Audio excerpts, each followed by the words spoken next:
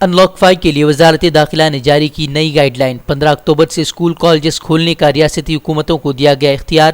Sports hall, cinema hall, multiplex, swimming pool اور تفریحی park کو دوبارہ کھولنے کے سلسلے میں بھی جاری کی گئی نئی ہدایات۔ متھرا کی عدالت نے شاہی عیدگاہ مسجد کو ہٹانے کی عرضی کو کیا خارج۔ عرضی گزار نے مغل حکمراں کے مندر مسمار کر مسجد بنانے کا کیا تھا دعویٰ۔ کرشن جنم بھومی بتا کر مسجد کو ہٹا کر مندر کے لیے زمین دینے کا کیا تھا مطالبہ۔ بابری مسجد انہدام معاملے میں سی بی آئی عدالت کے فیصلے پر اٹھے کئی سوال۔ مسلم تنظیموں نے پوچھا آخر کون ہے اس کا ذمہ دار۔ سی بی آئی عدالت کے فیصلے کو انصاف کا خون قرار دیا۔ All India Muslim Personal Law Board نے ہائی کورٹ سے رجوع ہونے کا کیا اعلان۔ مولانا محمود مدنی کا سی بی آئی کے فیصلے پر سخت رد عمل۔ کہا فیصلے میں اعلانیہ ملزمین کے شرمناک اور مجرمانہ عمل اور صریح شہادتوں کو کیا گیا نظر انداز۔ بولے عدلیہ کی آزادی پر اٹھ رہے سوالیہ نشان کو مزید گہرا کر گیا فیصلہ۔ فیصلے کو بین الاقوامی سطح پر ملک کی بدنامی کا سبب قرار دیا۔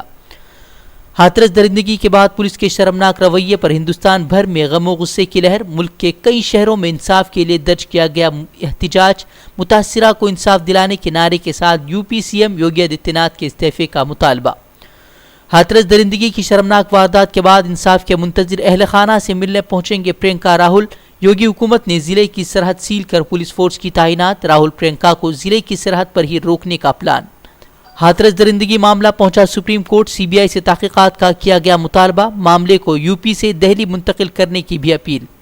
ہاتھرس کے بعد بلرام پور میں طالبہ کے ساتھ کی گئی حیوانیت۔ عصمت ریزی کے بعد درندوں نے توڑ دی تھی کمر کی ہڈی اور ٹانگیں۔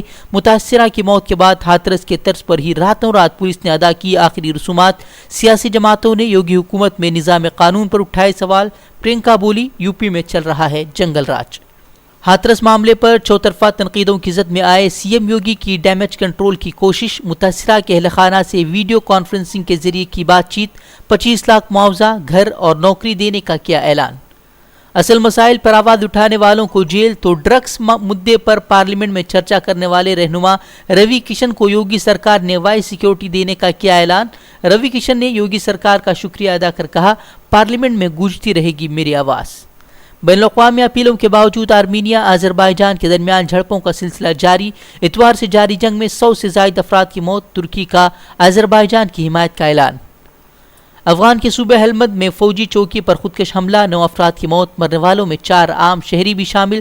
طالبان افغان حکومت کے مابین مذاکرات کے باوجود حملوں میں ہو رہا اضافہ۔